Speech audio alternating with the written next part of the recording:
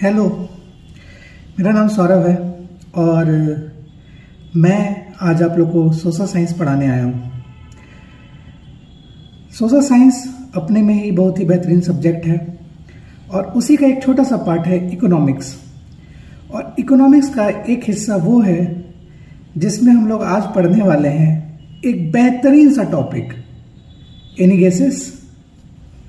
चलो मैं बताता हूँ, आप गेस करना। मैं कुछ क्वेश्चन पूछता हूँ। आज हमारे पास डिजिटल पेमेंट सिस्टम है। झट से चाहते हैं पेटीएम कर लेते हैं, झट से चाहते हैं डेबिट कार्ड निकाल लेते हैं, एटीएम चले जाते हैं। उससे पहले हमारे पास नोट हुआ करती थी, जो कि धीरे धीरे अब कम होते जा रही है ऑनलाइन पेमेंट होने के चलते।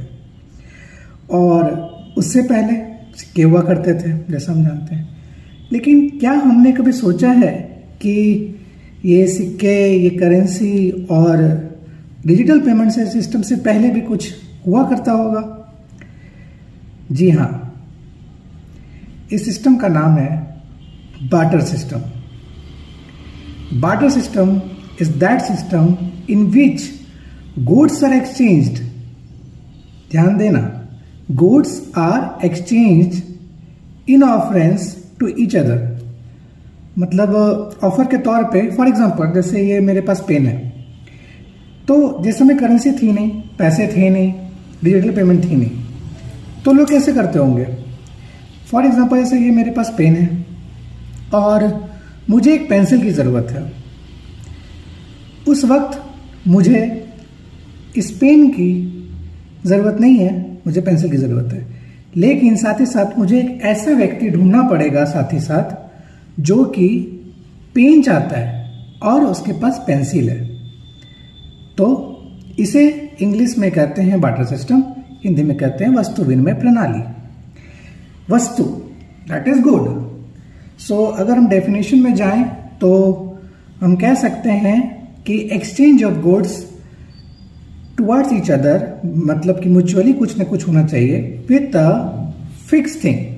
मतलब कोई एक चीज पर दोनों को एग्री करना होगा और दोनों के जो थिंकिंग होगी वो सेम होनी चाहिए। मतलब कि अगर मुझे पेंसिल चाहिए और सामने वाले को पेन चाहिए तो मैं उसे पेन दूंगा और वो मुझे उसके बदले पेंसिल देगा। इस सिस्टम को हम लोग कहते हैं barter system. Is it clear? But अभी दुविधा ये होगी मेरे ख्याल से कि आखिर इस सिस्टम में ऐसा क्या दोष था या ऐसा क्या प्रॉब्लम था जो कि हमें आगे करेंसी की तरफ मोड़ता है। लेकिन वो बात की बात है, पहले इसके बारे में समझते हैं डिटेल में। तो बार्टर सिस्टम समझ गए आपने? बार्टर सिस्टम एक ऐसा सिस्टम है जिसमें कि दो गुड्स होते हैं, एक्सचेंज होते हैं, एक बायर होता है, एक सेलर होता है, ठीक है? और दोनों की थिंकिंग में म्यूचुअल अंडरस्टैंडिंग होनी चाहिए। दैट मीन्स कि अगर मैं चाहूं कि मुझे पेंसिल चाहिए और सामने वाला पेंसिल होते हुए भी उसे पेन नहीं चाहिए, वो नहीं चाहता कि हम उसे पेन दें, मतलब हम उनको पेन दें तो उसके बदले में वो पेंसिल दे, तो इस केस में बार्टर सिस्टम संभव नहीं है। तो डेफिनेशन के तौर पे आप, आई थिंक अब आप लोग क्लियर हो। आगे बढ़ते हैं। अब बार्टर सिस्टम की कैरेक्टरिस्टिक्स, क्या क्या कैरेक्टरिस्टिक हो सकते हैं? सबसे पहला तो एक्सचेंज ऑफ गुड है ना। अगर गुड्स एक्सचेंज नहीं होंगे तो बार्टर सिस्टम चलेगा ही नहीं। तो सबसे पहला और प्राइमरी चीज होता है एक्सचेंज ऑफ गुड्स। एक बायर, एक सेलर। और एक बहुत बात, दोहरा जो डबल कोइंसिडेंस कहते हैं, जिसको डबल कोइंसिडेंस होना बहुत ही जरूरी है।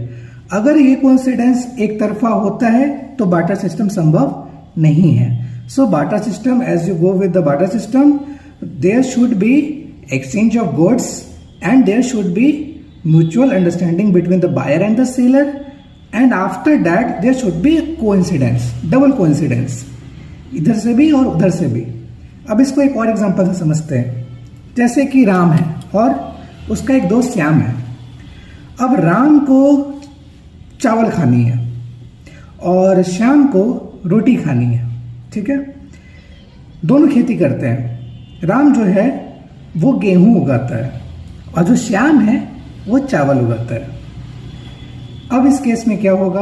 राम श्याम से बोलेगा कि भाई मुझे कुछ मेरे चावल के बदले आटा दे दो, और जो श्याम होगा वो खुश हो जाएगा, वो भी बोलेगा कि हाँ भाई मुझे भी चावल चाहिए था और मेरे पास जो गेहूं है ये तुम ले लो।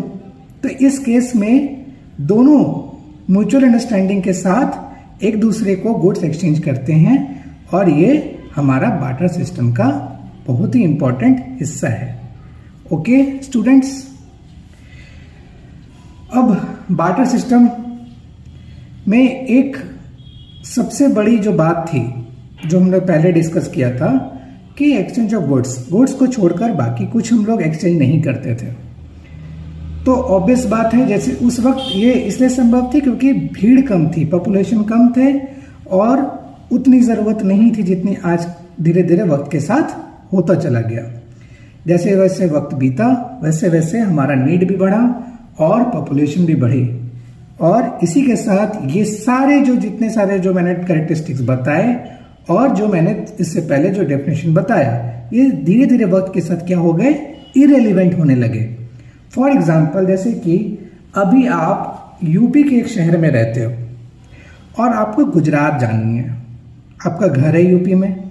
अब आप उस वक्त को इमेजिन करो, उस वक्त तो आप बेच सकते नहीं थे, ये सारे सिस्टम थी नहीं, तो हमें वैसा व्यक्ति ढूंढना पड़ेगा जो कि गुजरात में रहता है और उसे यूपी आना है और यूपी में घर चाहिए, और साथ ही साथ उसके पास भी गुजरात में घर होना चाहिए जहां हम जाएंगे, जो कि प्रैक्टिकल लाइफ में आई डोंट थिंक कि कहीं से भी आज के डेट में या पहले के डेट में भी संभव था। हाँ, ख्वाबों ख्यालों में ये हो सकता है, लेकिन प्रैक्टिकल लाइफ में पॉसिबल नहीं है। इसके साथ साथ कैरेक्टरिस्टिक के बाद धीरे धीरे उसमें कुछ सारी खामियां आने लगी। तो देखते हैं, सुनते हैं, मेरे साथ बने रहिए कि आगे क्या होता है, आगे क्या सारी परेशानियां आती है। मैं आपसे पूछना चाहता हूँ, अगर आपने पूरा लेक्चर सुना, ये तो ज़्यादा मिनट का नहीं है, कुछ ही सेकेंड्स हुए, कुछ ही मिनट हुए, बट आपको याद होगा डबल कोइंसिडेंस मैंने पढ़ाया था शुरुआती में। दोहरा इंसिडेंस होना, ये तो आपको भी पता है कि ये हमेशा संभव होना ज़रूरी नहीं है।